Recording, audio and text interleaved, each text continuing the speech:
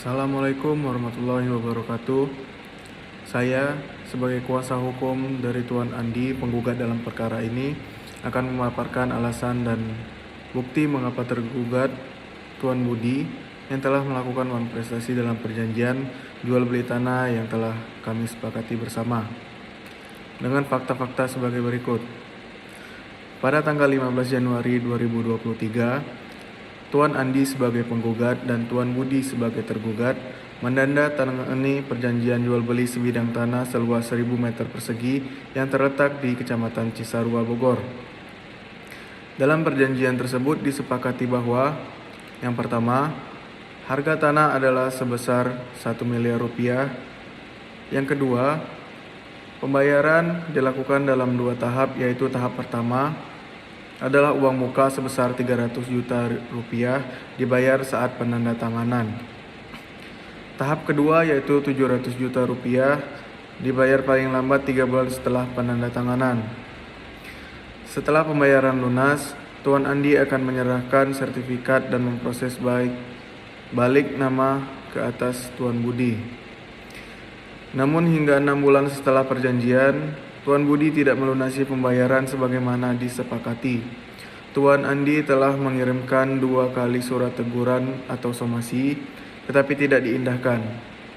Tuan Budi beralasan bahwa ia belum mendapatkan pinjaman dari pihak bank dan meminta waktu tambahan.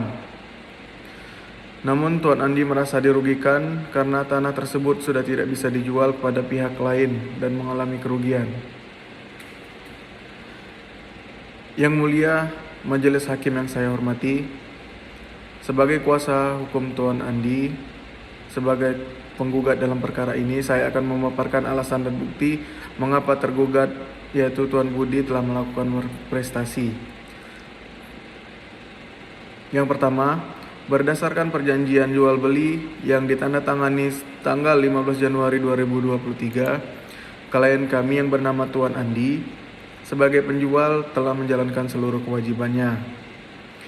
Harga tanah sebesar 1 miliar rupiah telah disepakati dengan pembayaran 2 tahap. Tahap pertama sebesar 300 juta rupiah telah dibayar lunas oleh Tuan Budi pada saat penandatanganan perjanjian. Namun pembayaran tahap kedua sebesar 700 juta rupiah yang harus dilunasi paling lambat 3 bulan setelah penandatanganan hingga 6 bulan berlalu belum juga dilunasi oleh tergugat. Ini jelas merupakan pelanggaran terhadap kewajiban kontraktual yang telah disepakati secara tegas yang termasuk dalam pasal 1238 KUH Perdata. Kedua, sebagai bentuk itikat baik dan upaya penyelesaian di luar pengadilan, klien kami telah mengirimkan surat teguran atau somasi sebanyak 2 kali kepada tergugat untuk segera melunasi pembayaran. Namun, somasi yang dilayangkan tersebut diabaikan. Bukti surat somasi kami lampirkan sebagai bagian dari berkas perkara. Hal ini untuk menunjukkan bahwa tergugat tidak serius memenuhi kewajibannya dan tidak menghormati perjanjian yang telah dibuat. Ketiga, kami memohon kepada Majelis Hakim yang mulia untuk menyatakan bahwa tergugat telah melakukan prestasi. Kami memohon agar Majelis Hakim memerintahkan tergugat untuk melunasi sisa pembayaran sebesar 700 juta rupiah beserta bunga yang berlaku serta mengganti kerugian yang dialami klien kami. Atau sebagai alternatif, membatalkan perjanjian jual beli ini dengan konsekuensi tanah tersebut kembali menjadi milik klien kami dan tergugat wajib mengembalikan segala bentuk pembayaran beserta ganti rugi yang diperlukan. Keempat, terkait dengan alasan tergugat yang meminta tambahan waktu karena belum mendapatkan pinjaman bank, kami menegaskan bahwa hal tersebut tidak bisa diterima sebagai pembenaran prestasi. Batas waktu pembayaran yang disepakati telah lewat 2 kali lipat dan somasi sudah dikirimkan sebagai peringatan.